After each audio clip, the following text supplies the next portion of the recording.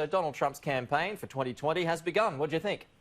Well, Pete, good morning to you. Look, it's not going too badly. Look, he didn't get everybody he wanted at that Tulsa rally. And, you know, the social media kids, probably led by the Democratic Party, screwed up the invitation list by ordering hundreds of tickets they never intended to fulfill. And, you know, and the fact that these young people reverted to dirty tricks, you know, if Trump's people had used dirty tricks on Democratic rallies, it'd be blazoned across the papers. But look, I think he said there are two important things that went on at that rally. Number one, he said, unless we do something incredibly stupid, we're going to be reelected on November 3rd, 2020. It's about 175 days away. So he realizes that he's got a path to victory here, and that Biden would have to lift his game. Even though Biden's up by points, I think that Trump's base will come out more solidly. You know, these young people who screwed up the invitation list, they don't vote anyway. I tell you what, Joe, we're seeing these pictures of, you know, scuffles and whatnot in Tulsa outside the campaign rally. I get the feeling that his opponents are underestimating him again. They're falling into the same trap from 4 years ago. Yeah, they are. Look, the guy he's a TV star, you know, 11, 12 seasons as a popular host. He knows how to work an audience. He knows how to work the media.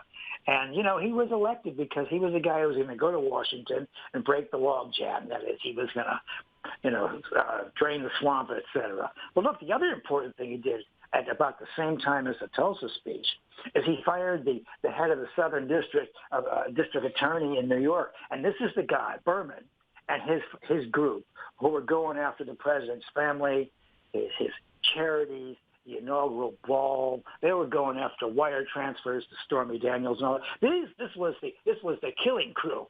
And what he did was he just fired them. He had the Attorney General. And the fact that he fired them is kind of a little of insurance policy. I always thought the reason the president working so hard to get reelected is because he doesn't want to go to jail, after all. He doesn't want to fight criminal charges when this is all over. And so he continues to demonstrate his strength. You know, he has an underestimated, he has a crowd that isn't quite his estimation. At the same time, he has the power through his Attorney General, or his own power as an executive, to fire the guy who's going after him in New York. This is incredible outreach. But look, I think, and you've seen prize fights and things like that, and you've seen great premier matches. The team that's slightly the underdog is the one that has the advantage because they got the other guy is overconfident. The Democratic Party thinks it's overconfident right now because of all these polls showing that Biden is up by 9, 10, 12 points. This is the president's They can be lured into a false sense of security there. And I tell you what, they can't attack Donald Trump for his age either because Joe Biden's older, right?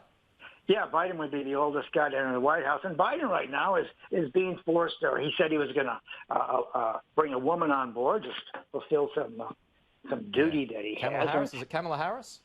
No, she checked out this week. You know, she's the one that would have been very good. But the trouble is she's very weak on police prosecutions in her state. So she was going to be banged up with that. And now he's being painted in the corner. Would have been a good option.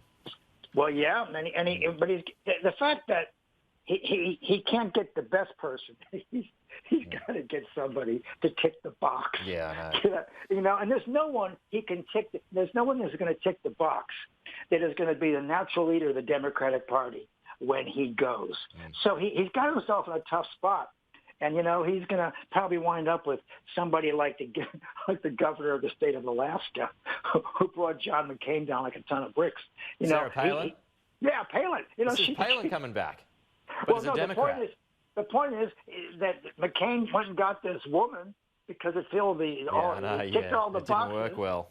And you know, she kept seeing Russia outside the window. Yeah. Nothing would have beaten Barack Obama, though, I've got to say. Nothing would have beaten But look, this president is not down and out. It'd be a big mistake to underestimate him. And look, 19,000 people showed up in what was a scam. That is, the kids took the tickets. Yeah. You know, 19,000 people risked becoming martyrs, the coronavirus, to show up to this guy's rally. You know, if it were a basketball match in Louisville, it would be a big audience. Yeah. 19,000 people took a gamble that their lives were worth whatever was going to go on there. And I'll tell you what, it was a great show. I mean, Yeah. people say, it was a terrible show. No, it was No, a I good tell you show. what, it was just theatre. Even watching him drink a glass of water has never been so entertaining. Joe, we've run out of time. Good to talk to you. We'll chat to you again Okay, we'll next see you week. soon. Bye-bye. Okay, Thank you. Nick.